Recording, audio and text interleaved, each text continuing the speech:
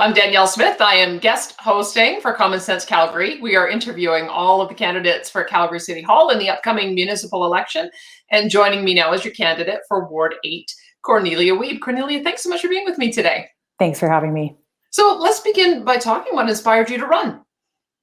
Well, certainly we've seen a lot of changes in our city over the last few years, some changes that a lot of friends and neighbors and folks around me have expressed a lot of unhappiness about. And certainly I would say I've been feeling the same way.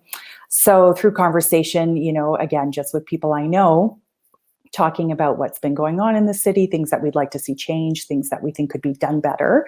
I just decided to stop talking about it and take action. So I decided actually in the fall of 2020 that I would run for city council.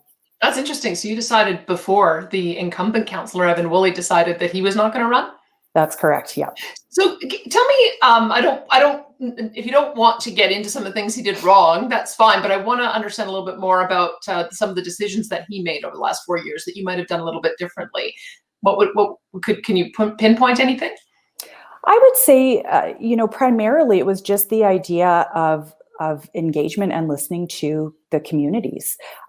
Folks were just feeling like there was just a disconnection between priorities at City Hall and what community members were seeing as important to them. So I wouldn't necessarily say at this, today that I would point to one or another thing that had been done, maybe I would have done differently. But certainly I would just say, listening to the community and really understanding what matters to them. Ward 8 is a really incredibly diverse ward in the city. We have, folks in the Beltline, we've got folks in Garrison Woods, we've got, all kinds of different, lifestyles and priorities.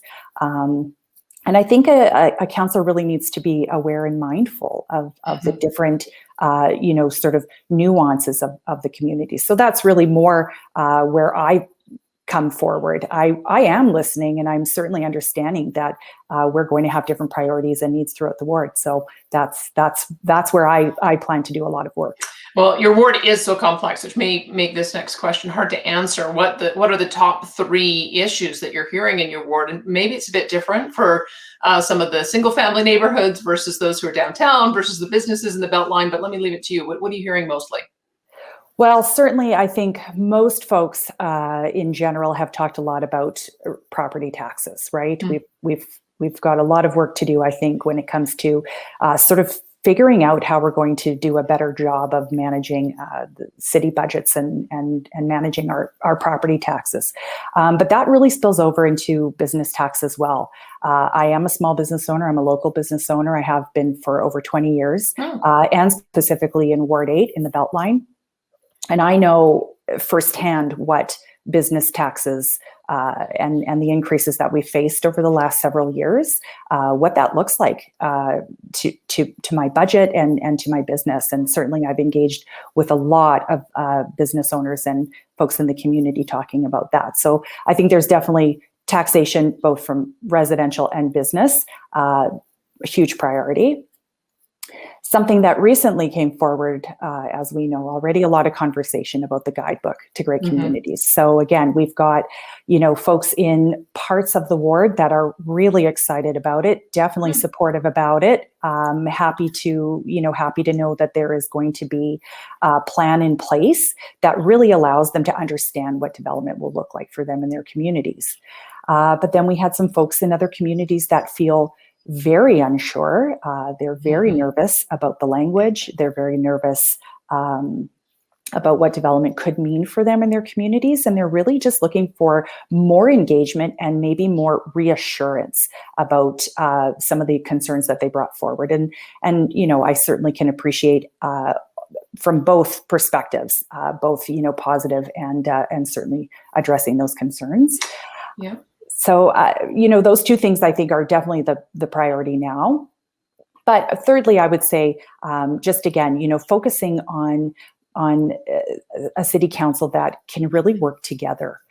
Folks are really feeling like we have a lot of combative, a lot of, dysfunction between councillors, right? Folks that maybe are not as inclined to work together as they should be. Because again, City Council is meant to represent the ward, the constituents, and the residents of Calgary. So certainly we want to see councillors maybe put their personal perspectives aside and sometimes just do what's right for the city. Okay, those are three huge issues. So let's go through each of them. Let's go back to taxes for a minute, if we could. Sure. Can you sort of put a little more perspective on the issue of business taxes from how you've experienced it? Because you often see the headline about, oh, well, we're doing a tax shift, and so that allows for the business tax to be increasing at a lower rate, or there's business tax relief, or it's only in line, the average tax increase is only in line with inflation. What is the real experience of businesses in the Beltline? What have you seen? Well, I can speak for myself and certainly for business owners around me in the Beltline. So my business is on 17th Avenue specifically. So what we've had over the last 5 years is a tax shift, as we know, as the downtown business base for taxes has shrunk.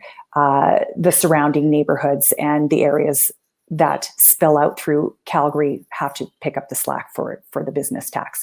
So we've seen, increases of 300% on a tax bill.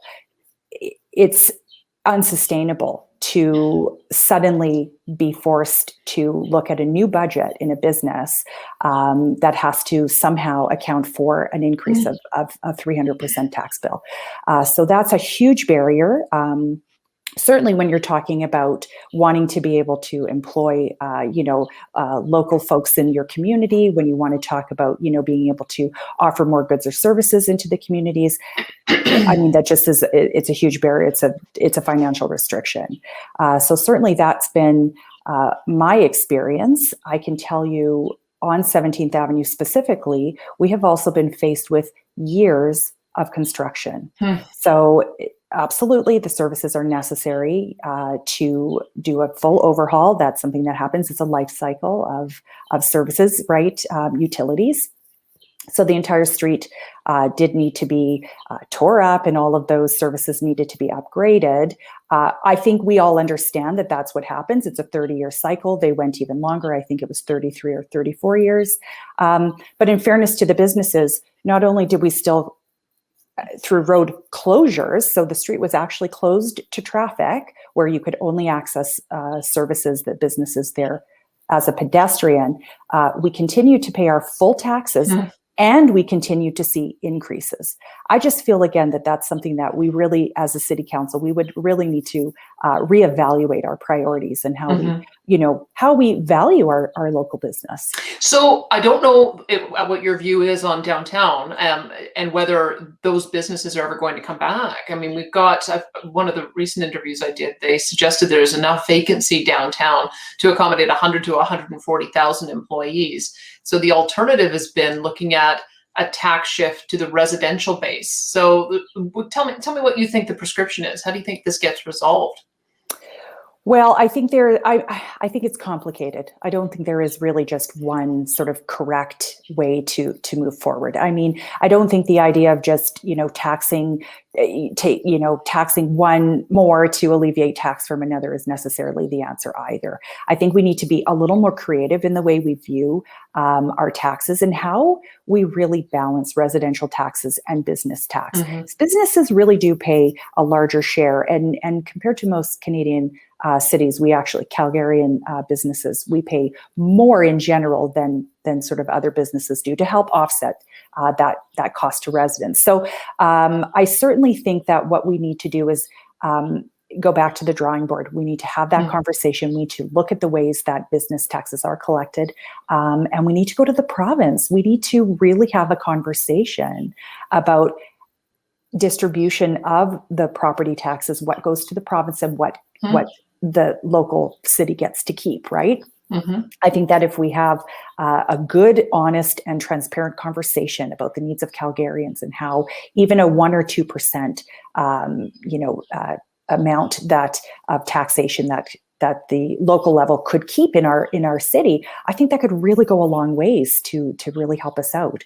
Okay, so that's one way of addressing the revenue issue. There have throughout the years been proposals for new taxation powers for the municipalities. There was a proposal by the municipal bodies, also a tax report that came out last year. Do you support new tax revenue capability for the city? I don't really think that's where we need to go right now. I think we really just need to look at, bottom line expenses. What are we, are there ways to save? Can we do more work, as far as accountability in terms of our spending? So I would definitely not go ahead with new taxations. I think that we can do better work. I think we can be more efficient. I'd love to know some of your thoughts on the spending side, because just give me some idea from the experience that you've had in business. How do you bring some of that learning into how you'd approach the city hall budget? Well, it's interesting because I have thought a lot about this, and I recently had read an article where the city had apparently done a study where they wanted to compare, city wages with private earnings, sort of like to like. And apparently the conclusion was that they're very similar, that there really was no gap. And I thought to myself, well, that seems really odd to me, because I remember a very basic example of, and I'll just tell you, a lifeguard. So a lifeguard at a city facility earning twice the hourly wage to a lifeguard in a private facility. And I thought to myself, well, I already know of one example where a city employee earns 50% more than a private sector employee would. So I'm just not sure that we've done the work in that to really understand comparative wages. And I think that's really important, because I think that we should all be working in an environment where we are fairly and adequately, compensated for the work that we do. It shouldn't be maybe more beneficial to work for city than it would be to be in private, right? Yeah, give me an idea. So there's two issues that I want to raise there. One is the relationship with administration, but the other is the relationship with unions. There seems to have been a lack of will or a lack of success in trying to keep year-over-year increases in the salaries under control. Part of it, I think, is long-term contracts that get signed with predetermined rates of increases that are above the rate of inflation. What do you think you would bring to that discussion? How would you suggest approaching that differently to bring wage costs into a line? Because it's the biggest line item on the operating side. Yeah, I mean, I think just right up front, there has to be a willingness by both parties to really come to the table openly and willingly to negotiate on wages. That's always the sticking point. I recognize that, and I certainly don't, I don't mean ever to suggest that folks shouldn't be paid well for the work that they do. But I think we just need to also understand that we are not living in the days of the oil and gas boom times, and we just don't have that type of budget. And when I hear from my friends and neighbors and folks in the community who are working in private sector, who are just thankful to keep their job, I just don't know how we can come to a negotiation with unions and say, absolutely, we should just give raises where they're wanted. We really have to respect, again, Calgarians as a whole. We are all working hard side by side. Yeah. So much of this gets delegated to the administration to negotiate on your behalf. And you've already really touched on one issue, which is, are you getting full and complete information from your administration? I would observe that's a big problem. Is there does seem to be a sense that the administration runs the show and the council members are there to rubber stamp. But maybe there's another way of looking at it, that it is the job of the administration to take care of the operational details, and it's not the job of the council members to get more involved. How do you see that balance? Well, for myself, I'm really, I claim myself to be a fact-based decision maker, and I really always have been my whole life, whether I understood that that's who I am as a person, but I certainly understand that's who I am now. So I really feel that it is incumbent upon a counselor to really do everything that they can to do their due diligence, to understand all of the information that's available to them, to really do a deep dive. I think it's what is required of a counselor and of the city council to really understand and be the steward of the public purse. Essentially, you have to really know what you're agreeing to. So I think right there, I know it's a lot of work, and certainly, it's not an easy task, I think, to understand administration costs, but I think that it's really time that we are very fully aware of what exactly we're spending our money on. Okay, just one more question on the spending side, or the spending cut side. We've seen council members in the past put forward notions that the council members themselves should take a cut, or reduce transition allowance, or change to the pension. And I'm wondering on the notion that that would create enough political will to make those same kind of requests of the public service. What's your sense of it? Do you think councillors are paid properly, or do you think that there can be a bit of a cut there? I think that, again, I know that Calgary councillors are some of the highest paid in the country. So I certainly can appreciate that there is room, to reduce, as again, just to keep in line with, what is fair across the board. I understand about the transition allowance. I know what that represents. I don't know another company. I don't know of companies, anyways, that when you retire from a position that you get a transition allowance. So I'm not sure that I understand why that's necessary. But again, that's something that, although I understand just from a basic level, I don't have a deep dive knowledge as to why that was created or what the intention of that is. But certainly, I think that is something that we should definitely be looking at. I'm not sure why a city councillor is entitled to sort of a paycheck when they leave office. Doesn't really make sense to me. All right, let's then talk about some of the development decisions that are coming down. So the guidebook for great communities, I can understand why you've got such a split in your riding, because if you live in a vibrant, multifamily, high-rise neighborhood, then densification's no big deal. If you live in a single-family neighborhood where that's zoned R1, it is a big deal. So how do you balance that in a ward that's so diverse? What do you think should be done? Well, so when it comes to the guidebook to great communities, I absolutely understand. I personally live in a community that is multifamily. It's seeing a lot of development. My husband and I chose to live here with our kids. This is exciting to us. This is a place that meets our needs, and with intention, we chose to live here. But, the opposite to that, of course, we've got some folks in some other communities in the ward who have also chosen to invest in a home and to live in a community that met their needs and meets their needs still. And they're really feeling that the language in the guidebook does not satisfy their concerns about what redevelopment could look like to them. So there was a lot of suggestion that these folks maybe just were misinformed. They didn't understand what the guidebook says.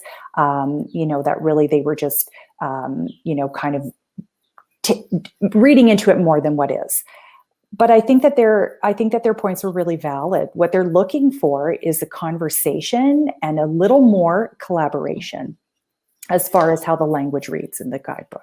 I think, if I may, it seems to me that the issue is that there are probably appropriate areas in every single community in Calgary where you could build multifamily and high rises, and it doesn't seem to be very precise. Do you think that there are ways that you would be able to help identify areas for that kind of densification? Yeah, certainly. So just in conversation with, one of the residents in one of the wards, we spoke on the phone. She was very emotional about the public engagement hearings, and she's was saying to me, "I don't understand why we can't have a better assurance, right? Because we have so many areas within the whole city that are absolutely keen to have investment. They're keen to have redevelopment. They're keen to have all of that come to their neighborhoods." And she felt that she was being told essentially that, regardless of what the community needs, this guidebook knows better. This guidebook would therefore be sort of take away their opportunity to really have the wholesome engagement that they've had up to this point. So we definitely have loads of areas in the city and loads of areas through Ward 8 that I think are absolutely perfect opportunities for redevelopment. It does also seem that part of the issue is this notion that Calgary shouldn't be growing out, that there shouldn't be spread of new communities, new single family homes, that there should be densification and growing up. How do you balance those two pressures? Well, I think a lot about a city like Los Angeles, and I think about how Los Angeles is a downtown area is really not, it's not a very valuable community for sure in that city because of sprawl. So I think that what we would want to see is we want to maintain, I think, a city center and certainly a robust sort of, core of our city and sort of spread out from there. And I think that's really the secret to success of any large city. You want to really have that strong center and you can kind of move out from there. So sprawl isn't necessarily a bad thing. I think that, when it's necessary, it's valuable, of course, and provides choice for residents. But we don't want to sacrifice one for the other. So I think we need to maintain investment in a strong core of the city and move out from there. All right. You talked as well about the relationships on council. And as you know, you get elected as an independent, but you do have to work collaboratively with the other council members if you want to get anything passed. What experience have you had that would bring a different tone to the council discussion? Well, as a local business owner, right, I work with all types of clients in the community. I have folks that come in that live in the ward, certainly are clients of my store. So, and come from all backgrounds, different types of work, different ages, all of that. So I really have an opportunity to hear and engage with so many people all the time. And I feel like I really do genuinely connect with folks and understand where they're coming from. I think you can't speak to someone or help someone until you know where they're coming from. And I certainly do a lot of that in my work. But as a business owner, I'm also working with folks that, I enjoy from a business perspective. I enjoy working with them very much. But there are often times where, you have to just sort of put your personal feelings aside and just and do a job. So I can get along with anyone. I can certainly make the best of any situation, and I'm definitely ready to take on that challenge too. Okay, let's then talk about the other big part of the budget. We've talked quite a bit about the operations side, so let's talk about the capital budget. So many big projects, big ticket items. First of all, let's talk about the Green Line, which originally started out as a pretty good project, 40 kilometers north to south, going into the deep north and the deep south, as well as having all three levels of government supported. It was supposed to be $4.5 billion. It's now going to be only 20 kilometers, but does not extend either to the north or south, and also has the transportation minister questioning the project because it doesn't connect in with the existing system. So lots of problems. And how would you solve them? Again, we have got to have open and collaborative discussions between the city and the province. I think that's the only way forward. We need the province to support the project in order to move forward. The province has questions, legitimate concerns that need to be addressed. Then it is our job. It would be City Council's job, to answer those questions and really to solve those problems. I know it's a valuable piece of infrastructure. I know that it's been ongoing for many, many years. But if there are questions, and rightly so, when we're talking about cost overruns, we're talking about concerns about connectivity through the core. Those questions are valid and need to be addressed. Do you think it needs to be re-engineered or scrapped? I would not say scrapped. I feel like so much work has gone into this. I really don't think that would be the right approach either. I feel like that's, we definitely need to move forward on the file, but I think that we just need to really possibly just go back to the drawing board on some key pieces to really make sure that we're doing the right job and the right work on the connectivity through the core. All right, 4 other big capital projects as well. When they came forward to council, even the CFO said that they couldn't afford to do all 4 of them, but City Council went ahead anyway. So there'll be a couple questions asked coming out of that. First of all, the Event Center with the Calgary Flames, the BMO Center expansion for convention space, the Arts Commons transformation, and the Foothills Field House. Do you think that council made the right decision to approve all those? It feels like a lot. It feels like a lot. I think that again, Calgarians are looking at their own budgets in their house, their home budgets, and they're saying, wow, we are making choices. We are budgeting a little tighter these days. We certainly have been, I think, for the past few years. COVID's just really highlighted more of that.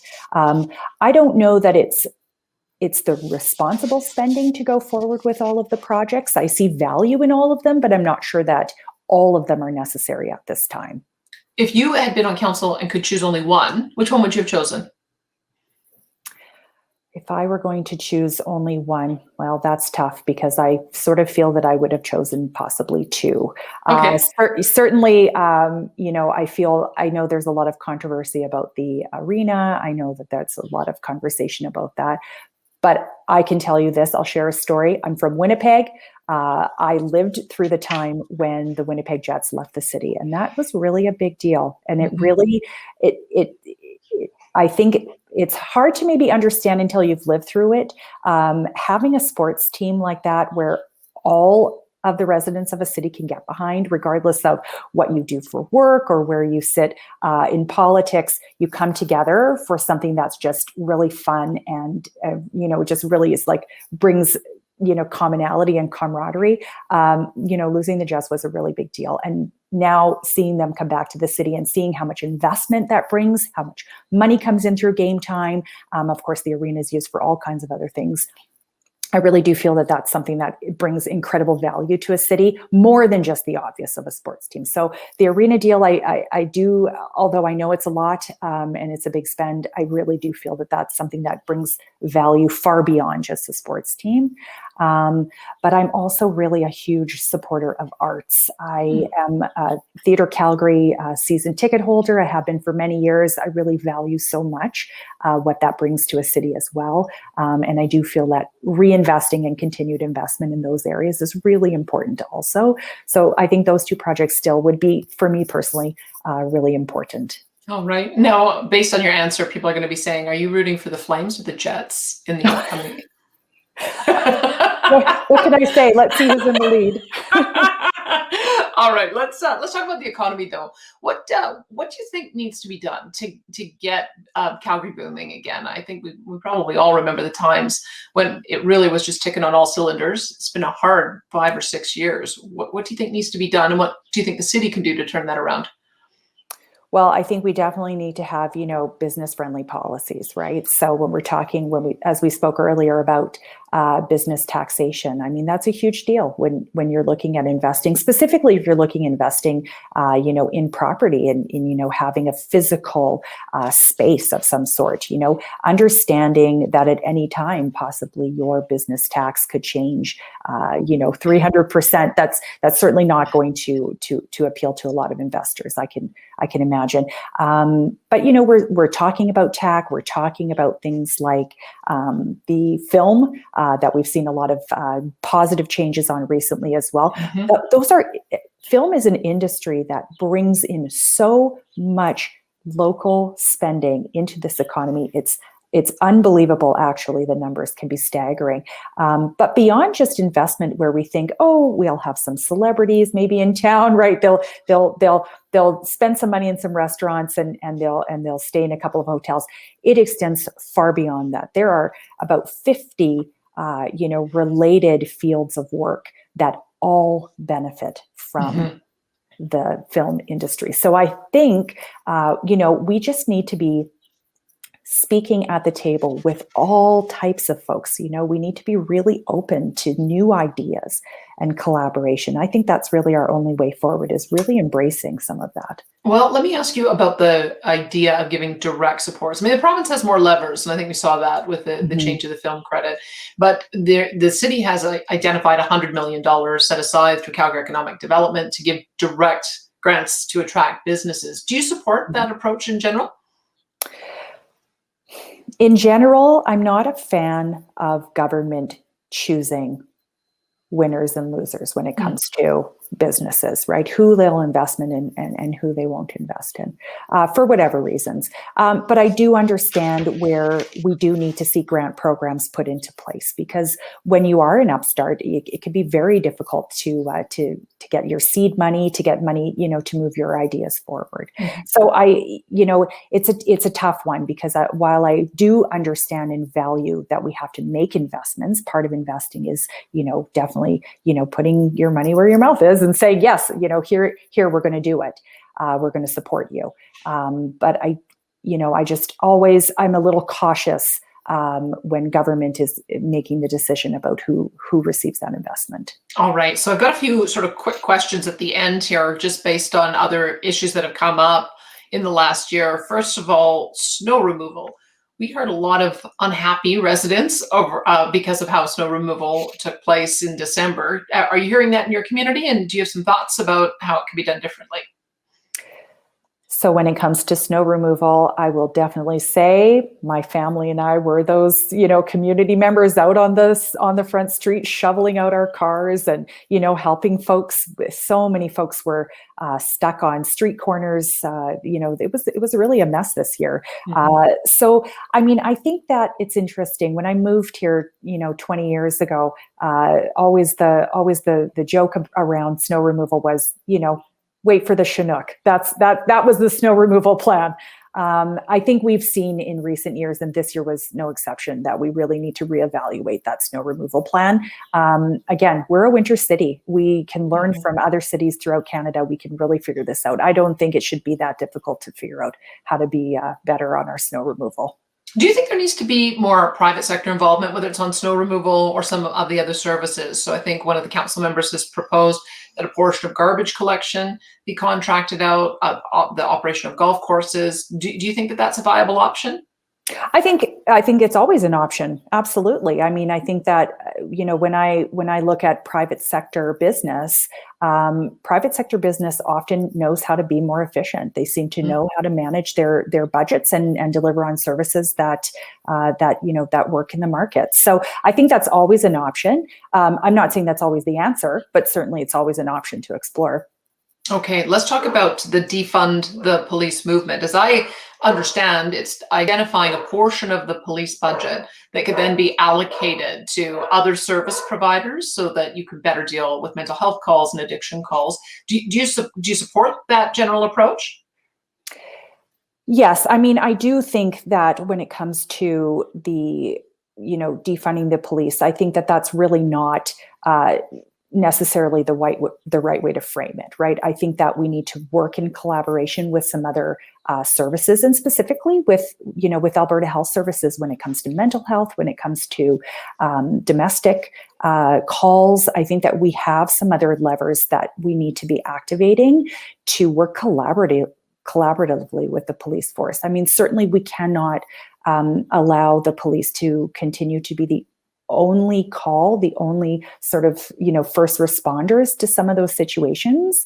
But certainly we also don't want to reduce that force either. So I think we need to just start to look again at some other ways that we can work more collaboratively and be more available to Calgarians. All right. There was also, I want to talk about the other two frontline services. So EMS dispatch was taken over by the province, and this created a bit of a row between the Calgary and the other agent and the other cities that were still offering their own dispatch. Did you take a position on that? Do you think it was the right fight for the city? I'll be honest, I read about it, but I think I don't really have enough information to know either way if I would support or not. But I've certainly, read a lot about it. And in fairness, the priority should always just be delivering efficient service. So I think that that's really would be the priority for me on that.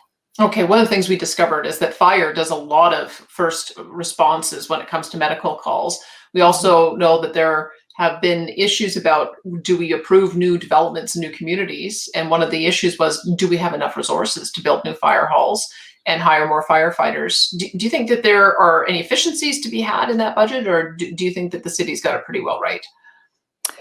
Again, I think when it comes to fire, I know that there was a conversation not too long ago about possibly eliminating a fire station sort of more central Calgary to accommodate a new fire station in an outlying community.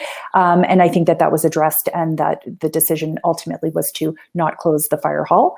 But if that's a conversation, we're obviously not on the right track if we're having to look to reduce in one area to allow for something else.